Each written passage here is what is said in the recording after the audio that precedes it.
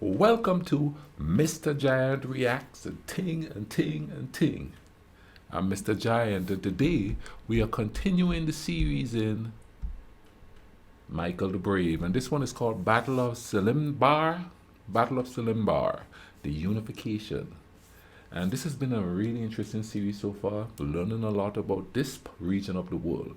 So let's go ahead and YouTube and simmer and see what else is going on here. It's late in the year 1599. Having signed a peace treaty with the Ottoman Empire, Mihai gained control of all fortifications on the Wallachian side of the Danube and was recognized by the Sultan as Voivode of Wallachia. But despite these favorable peace terms that secured Mihai's southern border, trouble was brewing in the north. Always trouble. The scheming rulers of Transylvania and Moldavia were plotting to overthrow the Wallachian voivode. Ooh, revolution! It was then that Mihai laid out his political plan of unifying the three principalities under his rule.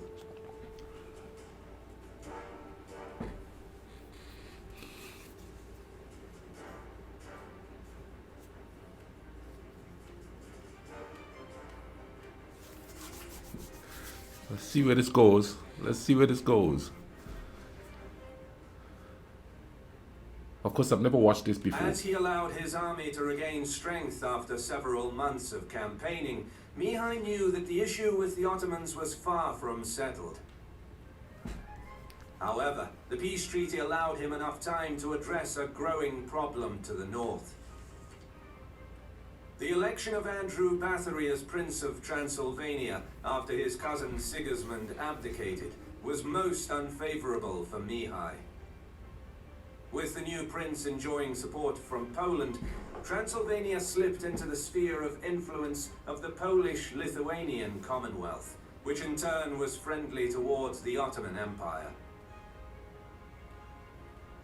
Seeking to impose suzerainty over the three Carpathian principalities, Andrew first arranged a marriage between his half-brother and a daughter of Jeremiah Movia, who was part of the pro-Polish party already ruling in Moldavia. This made the principality a vassal of Poland, whilst also being under suzerainty of Transylvania and paying tribute to Constantinople. Now here's something that's really interesting, okay? He talked about an arranged marriage and thing, you know what I mean? But when you hear people here talk about arranged marriages, they think of Africa or maybe in India, places like Pakistan, and and some of the Arab countries. They think of arranged marriages, But to them, arranged marriages are not synonymous with European culture. But as we go through here and we see the history, we realize, especially in the upper echelon, that there is arranged marriages, and I'm quite sure there was arranged marriages in the middle class and even in the poorer class, because people were trying to marry up, and the best way to do that is for families to arrange those marriages so that they keep the royalty together, or they keep the money, even if they're not royalty, they keep the money in there, or if they're poor, they marry up so that they, in their mind, their kids are going to have a better life. And somebody had said before that love wasn't introduced into marriage until later on in human history. A lot of it was arranged depending on economic status and things like that. And it's kind of interesting to think that the only faux pas about arranged marriages in these modern times, where I live, I don't know how it is where you live, comment down below and tell me, but where I live, whenever somebody talk about an arranged marriage, everybody go, oh, arranged marriage, but that's wrong, what about love? I just thought I'd touch on that there a little bit, you know what I mean? Let's get back to this. Of Poland, whilst also being under suzerainty of Transylvania and paying tribute to Constantinople, all at the same time. This concept is known as condominium, a territory ruled by two or more sovereign powers. After securing Moldavia, Andrew then entered negotiations with the Ottoman Empire asking for the confirmation of his hereditary rule and suzerainty over Wallachia, and began plotting to install a pretender, Jeremiah's younger brother Simeon Movia, on the Wallachian throne. The Ottomans supported this policy, deeming Mihai a dangerous opponent. If he were removed from power, it would be much easier for the Sultan to put a new pro-Ottoman voivode on the throne as a political puppet, who would again pay tribute and return all fortifications along the Danube to the Ottomans. Mihai now found himself surrounded by rulers who viewed him as a dangerous political obstacle, and it was in their political and economic interest to replace him. To offset an invasion from Transylvania and Moldavia that was certainly coming, the wily Wallachian voivode cunningly swore fealty to Andrew, which gave him time to make preparations of his own. A host of 13,000 troops was ordered to gather at Târgoviște, including 4,000 experienced mercenaries and haiduks, mostly Serbians, Bulgarians, and Albanians. Mihai then turned to Vienna to negotiate the much-needed political backing from Rudolf II, which gave his plan to invade Transylvania considerable legitimacy. The Holy Roman Emperor hadn't acknowledged Andrew's rule, and it was in his interest to help the Wallachian voivode's invasion, seeing it as a chance to regain suzerainty over Transylvania for the House of Habsburg. In the east, Mihai created the Banat of Buzău and Brela, and assigned a band to keep an eye and react to any activity on the Moldavian border. Then, during the first week of October, a messenger came from Transylvania, presenting a highly provocative and insolent ultimatum. By the power of his overlordship over Wallachia, Andrew Bathory ordered Mihai to take his entire family and leave the country. Wow. The Wallachian voivode simply sent the messenger on his way without a reply. There would be war. Oh, war. Before the messenger could return to Andrew, Mihai already set off with his army from Târgoviște.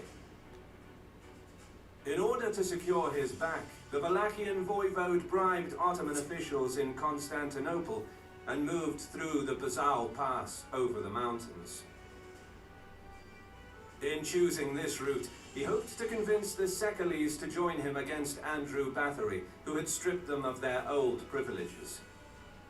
Declaring that he is attacking Transylvania on behalf of Rudolf II, and with the promise to have their freedoms restored, several thousand Sekele troops and a contingent of artillery came to Mihai's banner. Further military aid came from the Transylvanian Saxons, and reinforcements arrived from Oltenia, Mihai's power base. His army, now numbering around 20,000 men, marched towards the fortified city of Sibiu. The city was a highly important strategic point from where the rest of Transylvania could be controlled. Oh. To protect it from falling into Wallachian hands, Andrew drew up in front of the city walls an army around 16,000 strong and waited for Mihai. Preparations for war, y'all. Neither of the two armies got much sleep during the early hours of October 18th. The rain turned and stirred up ground in both camps into a sticky quagmire, and the howling cold mountain wind swept down across the flat plain. But finally, some hours after daybreak, the miserable weather cleared and the ground hardened under the warm morning sun, as the two armies arrayed opposite each other just south of Sibiu, near the village of Selimbar. Out from the Transylvanian ranks rode out a figure with the papal standard above him. It was a diplomat by the name of Malaspina. On the behest of Andrew Bathory, he tried to exert his authority as a papal representative to convince Mihai to retreat. But the Wallachian voivode refused. Incredibly, despite facing the Wallachian army across the field, Andrew was still confident he could negotiate Mihai's abdication and impose himself as the ruler of Wallachia. He only really took Mihai's military preparations seriously when Malaspina came back with a negative answer. At around 9 o'clock in the morning, the battle began with an intense exchange of artillery fire. Mihai's 18 guns, although of higher caliber, initially had the wrong shot and were ineffective. Andrew, meanwhile, unleashed his 50 guns. Ooh, 50. He tried to overwhelm the Wallachians with repeated massive volleys of cannon fire. However, when he arrayed his army earlier in the day, Mihai ordered his troops to spread out, anticipating a heavy bombardment from the numerically superior Transylvanian artillery, thereby minimizing losses from enemy fire. In contrast, Andrew arrayed his troops shoulder to shoulder in a typical battle formation, and once Mihai's guns switched to the correct shot, the Wallachian artillery fire tore through the Transylvanian ranks. The stark contrast in leadership capabilities started to become evident, as Mihai's 18 guns outmatched the 50 cannon Andrew had at his disposal. You know what amazes me? The more I watch these history videos, especially in this time period here, how these armies converge on each other, stop, set up their strategies, and then just go at each other. It doesn't seem like that is what happens these days, you know what I mean? It seems like there's always a surprise attack, you know what I mean? I guess it's because of technology. I don't know. I'm not a war historian, or do I know much about war or anything like that. The planning of it, the strategy of it, I know nothing about that. However, it just seems back then that's what happened. Maybe it's because of the lack of the modern technology there that we have today, and that's the way they had to fight then, you know. I don't hear much about raids, especially in this situation here with Michael the Brave. There's not raids on the enemy camp, you know, where they go in and they, disrupt stuff. Guerrilla warfare, if you will, going on, you know what I mean? But can you imagine the sheer bravery? That's like marching to your death and knowing that you are marching to your death. I mean, it's the same thing here, but in modern times, but still, that's just like marching there, knowing that you actually facing up the enemy. You know what I mean? There's no air support, there's no radar, there's nothing like that. You know, you're just going out there on a lot of instinct and survival instinct also. You know what I mean? In a battles like that, how does a person stay sane? I mean, we see so much about post-traumatic stress syndrome. No, I'm quite sure, because human beings aren't meant to do things like that. But it's just sheer bravery, man, to go out there. Let's get back to the video here. The Transylvanian prince took heavy losses, with many of his densely packed troops killed and maimed in the artillery exchange. A light rain finally halted the prolonged bombardment, and Mihai took the initiative straight away. On the left, he ordered Starina Novak to lead the attack with his experienced Serbian mercenaries and Haiduks, along with Hungarian and Cossack mercenaries on the left wing, commanded by the Ban of Altania. On the right, Aga Leka led contingents of Serbians and Moldavians on a delayed charge, while the Wallachians followed in the second line. Mihai slowly advanced with the reserve, formed by his personal retinue, court troops, and another contingent of Cossacks. Seeing the onrushing Starina Novak, Andrew's right braced for impact. Mihai tasked the Serbian mercenaries with punching through the enemy line. But the Transylvanian troops briefly held the enemy from breaking through and managed to keep their formation, although they gradually gave ground. On the other side of the battlefield, the fighting line shifted back and forth as the savage stalemate dragged on for a couple of hours. Nevertheless, the Transylvanian line held. On the left, Mihai's reliance on Starina Novak paid off as the unrelenting push of Serbian shock troops carved open the enemy line. Hungarian mounted units poured through the opening as the Transylvanian prince failed to react in time to plug the gap. But one of Andrew's captains, Gaspar Cornish, took the initiative and surged forward with his contingent. His quick reaction stabilized the line, all but halting Starina Novak's push. By now the battle entered its third hour. Mihai's exhausted troops on the left could not withstand the fresh enemy reinforcements, and they fell back. Gaspar spurred the men on across the entire battle line to push forward. The Transylvanian counterattack had begun. Some of the Hungarian noblemen at Andrew's side began to cheer, thinking that they had the enemy on the run. Mihai sprang into action, seeing that the second line of Wallachian infantry wasn't able to stem the tide. He knew that the fighting retreat of his troops could turn into a rout at any moment. Personally leading the charge, the Wallachian voivode slammed into Gaspar's contingent with his personal retinue and the Cossacks. He signaled his troops to wheel about and focused his own attack on pinning down Gaspar's best troops in close quarters to prevent them from covering the flank. Meanwhile, on the Wallachian right, Argaleka was finding it increasingly difficult to keep his troops in line as gaps began opening up between Moldavian contingents. But as Mihai's horde troops swung around the enemy line, Transylvanian troops on the right lost heart and began fleeing to avoid being enveloped. Instead of trying to rally the troops, Andrew Bathory fled the field with his retinue. The retreat caused a chain reaction, and soon the rest of the army followed. Wow. That one little move. During the subsequent pursuit, Mihai's troops killed several thousand enemy troops, taking many prominent nobles prisoner, among them Gaspar Cornish.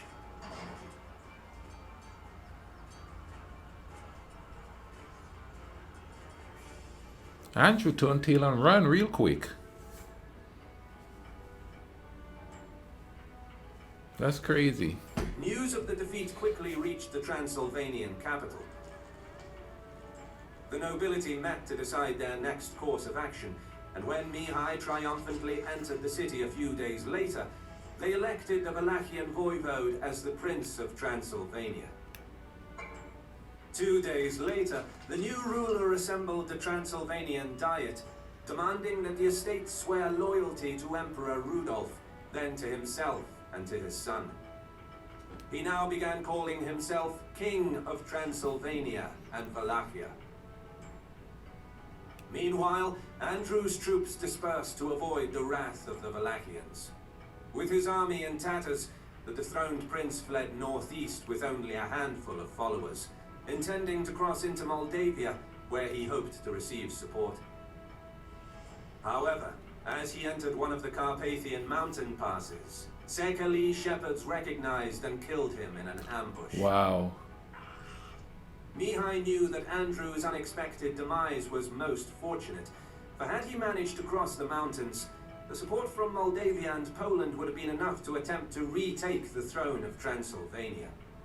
And it was clear to Mihai that, with Poland's backing, Jeremiah's scheming diplomatic and military opposition would continue to pose a serious threat to his rule. Seeing no other way than to overthrow the Moldavian voivode, Mihai began planning an invasion. He met with Polish envoys to begin negotiations, whereby he would recognize the Polish king as his sovereign in exchange for the Moldavian crown and the recognition of hereditary rights of his male heirs over the three principalities. Negotiations weren't fruitful, but on the 14th of April 1600, his troops nevertheless entered Moldavia. The invasion was met with only minor resistance, as Jeremiah was caught completely by surprise. Before even attempting to mount a resistance, he fled north with his followers. The vast conquest was facilitated by the fact that, due to the Ottoman ban on building defences, Moldavia did not have any fortresses that could slow down the invading army, with the exception of the Hotin fortress in the north. But the cause for the fast breakdown of Jeremiah's rule was the dissatisfaction of the Moldavian army, with many troops simply deserting him. Within 3 weeks, Mihai caught up with him at Hotin. In the castle, Movia took refuge with his family and a handful of boyars. Much like the majority of the troops throughout the country, the Moldavian soldiers in the fortress deserted and joined Mihai. Wow. Left with only a small Polish garrison, on June 11th, Jeremiah snuck out of Hotin under the cover of darkness. Mihai's warring ways united for the first time the principalities of Wallachia, Transylvania, and Moldavia under a Romanian ruler. But a new dynasty controlling this new and potentially powerful kingdom has upset the balance of power in the region. Truths. The neighboring states were bound to interfere, and Mihai would soon face the enormous challenge of keeping his young kingdom together. If you want to start your own animated history YouTube channel, click on the link in the description to watch Evan's class on how to make an animated YouTube video for free on Skillshare. Evan makes videos for the famous YouTube channel. Well, that was quite interesting. You know, the more I read, I watch videos about the history of that region just seemed to have always been a hotbed of conflicts. And there were so many different people taking over and losing power and taking over and losing power. It's understandable that that region still remains a hotbed of controversy, you know what I mean? People claiming land, people saying land that other people are living on is not really theirs, but their ancestral land. And comment down below, tell me if they still have that, or at some point was there sort of a communion of all these tribes, you know, to form one country or one region, you know, and they all seem to have something in common pretty much, you know. I bet if you do a genealogy test, they all would be related somehow, and yet there's still conflict. Anyway, I'll leave a link in the description for this video. Hope you guys enjoyed this with me. And hey, you all take care of each other, alright? And make life cool runnings.